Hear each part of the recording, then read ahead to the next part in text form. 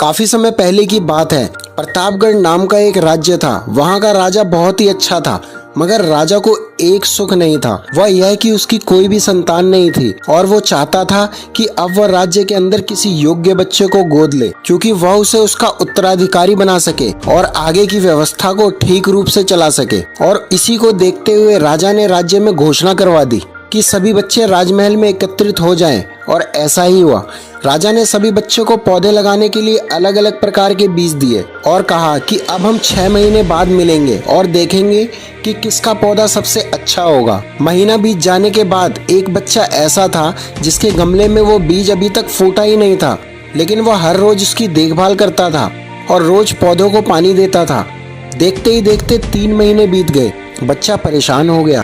तभी उसकी माँ ने कहा कि बेटा धैर्य रखो, कुछ बीजों को फलने में ज्यादा वक्त लगता है। और वो पौधे को सींचता रहा। 6 महीने हो गए। राजा के पास जाने का समय आ गया, लेकिन वह डरा हुआ था कि सभी के गमलों में पौधे होंगे और मेरा गमला खाली होगा। लेकिन वो बच्चा ईमानदार था और सारे बच्चे राजमहल में आ पहुँचे। कुछ बच्चे जोश से भरे हुए थे, क्योंकि उनके अंदर राज का उत्तराधिकारी बनने की प्रबल लालसा थी। अब राजा ने आदेश दिया कि सभी बच्चे अपना अपना गमला दिखाएं, मगर एक बच्चा सहमा हुआ, थोड़ा डरा हुआ सा था, क्योंकि उसका गमला खाली था। तभी राजा की नजर उस गमले पर गई। उसने पूछा, तुम्हारा गमला तो खाली है।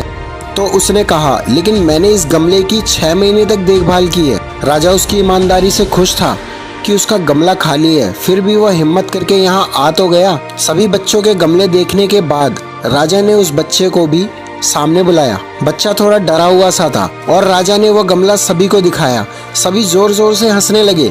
राजा ने कहा, शांत हो जाइए, इतना खुश मत होइए। आप सभी के पास जो पौधे हैं वो सब बंजर हैं। आप चाहें कितनी भी मेहनत कर लें, लेकिन उससे कुछ नहीं निकलेगा। लेकिन असली बीज यही था। राजा उसकी ईमानदारी से बहुत खुश हुआ और उस बच्चे को राज्य का उत्तराधिकारी बना दिया। लेकिन हमें इस कहानी से क्या सीख मिला? मेरे हिसाब से अपने अंदर ईमानदारी का होना बहुत जरूरी है। अगर हम खुद के साथ ईमानदार हैं तो जीवन के किसी न किसी पड़ाव में सफल जरूर हो जाएंगे, क्योंकि हमारी औकात हमें ही पता होती है। हम खुद को पागल बनाकर खुद का ही नुकसान करते हैं। फाइनली मुझे ये उम्मीद है कि आपको ये मोटिवेशनल स्टोरी अच्छी लगी होगी।